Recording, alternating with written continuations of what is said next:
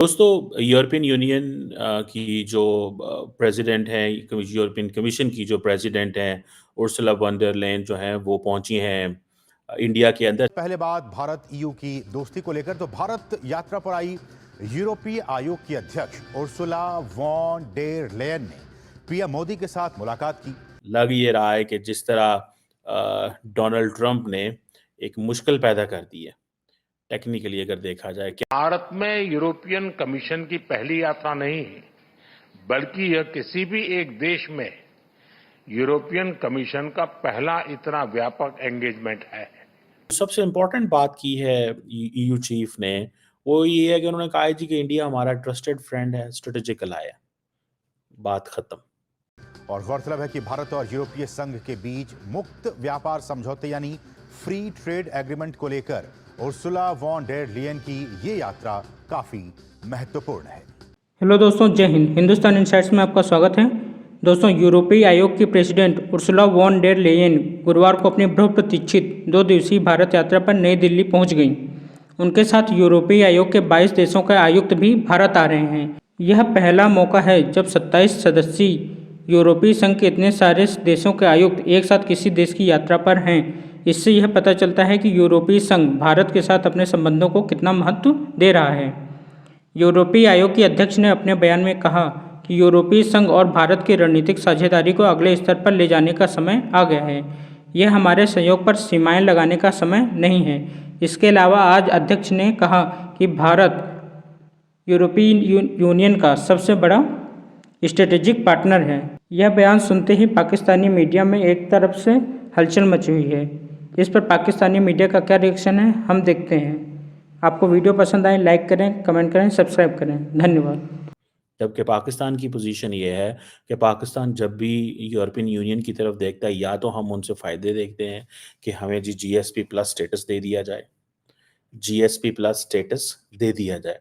जो GSP plus status है उससे मुराद यही है कि जनाब हमें हमारी जो जिसे कहते हैं ना एक्सेस दी जाए, हमें जिसे कहते हैं ना एक्सेस दी जाए। और वो एक्सेस क्या दी जाए कि हमें हर कीमत पे एक प्रेफ़रेंस दी जाए। प्रेफ़रेंस क्या है कि हमारी जब प्रोडक्ट्स यूरोपियन मार्केट्स में पहुँचें, क्योंकि हम ये कहते हैं कि हम दहशतगर्दी से मुतासर हैं, तो उन्होंने हमें 2027 के हवाले से ये अलाउ किया हुआ है। बहरहाल एक तो ये चीज़ है, लेकिन इंडिया के हवाले से वो क्या है? वो कहते हैं ये हमारा स्ट्रेटेजिक पार्टनर है, ट्रस्टेड स्ट्रेटेजिक अलाय है, ट्रस्टेड फ्रेंड है। मतलब ताल्लुकात यहाँ पे हैं। अब फॉर एग्ज़ाम्पल देखें, ये जब ये पहुँची हैं दिल्ली के अंदर और उन्होंने अपनी टीम से मिली हैं, ज़ाहिर बात है और जिस एंगल से वो आए हैं कि जी स्ट्रेटेजिक पार्टनरशिप इंडिया की हमें इंडिया के साथ नेक्स्ट लेवल पे लेके जाना है। नेक्स्ट लेवल पे वो कहते हैं लेके जाना है। इंडिया को ये एडवांटेज है कि वो कहते हैं हम डेमोक्रेसी हैं, हम सबसे बड़ी डेमोक्रेसी हैं। वो कहते हैं जनाब हम तो इस वक़्त वेस्ट के साथ अलाइन है। यूरोपियन यूनियन को ये भी एडवांटेज है कि यूरोपियन यूनियन ये समझती है या ये समझता है कि जो भी है, जैसे भी है, हमें इस चीज़ को मद्देनज़र रखना चाहिए कि यूरोपियन यूनियन के तमाम ममालिक के साथ इंडिया के बड़े अच्छे ताल्लुकात हैं। दैट इज़ अनदर थिंग जो वहाँ पे उनको वो नज़र आ रही है। सो ये जो यूरोपियन यूनियन का मैं समझता हूँ कि इंडिया को इस एंगल से देखना कि तमाम ममालिक जो हैं, वो ऑलरेडी दोस्त हैं इंडिया के, so they find it very comfortable. अब ये जो डायलॉग हुआ स्ट्रेटेजिक जो एजेंडा है, इसमें 5-6 मोटे पॉइंट हैं। Security and defence, security and defence में क्या हो सकता है अगर इसके ऊपर बात की जाए?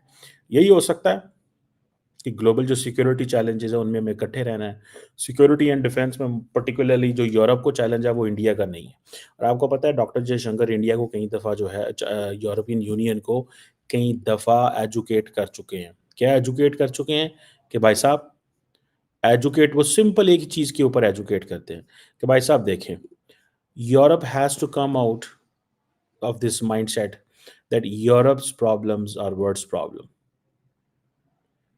Europe has to come out of this mindset that Europe's problems are world's problems and world's problems are not Europe's problem. इस दिमाग इस चीज़ से बाहर निकले कि जो आपका मसला है वो हमारा मसला है, लेकिन जो हमारा मसला है वो आपका मसला नहीं है।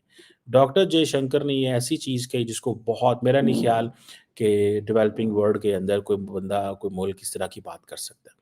मैं ज़ाती तौर पे this is what I realise, मैं इस चीज़ को बड़े गहरे अंदाज़ से समझता हूँ। उन्होंने बेसिकली एक स्नब करना, इसको हम कहते हैं, स्नब किया।